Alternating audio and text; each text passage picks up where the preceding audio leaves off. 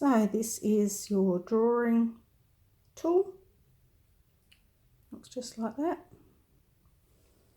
You open it on the back here like that, just press down there, it's got a little catch there, pops open.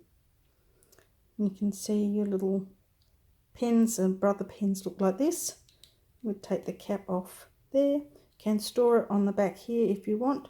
However, in this instance we're popping it in there, and we can store it at the top here instead, so we don't lose it. So it's sitting in there. And it goes into your machine exactly like your blade does, and it goes in like that.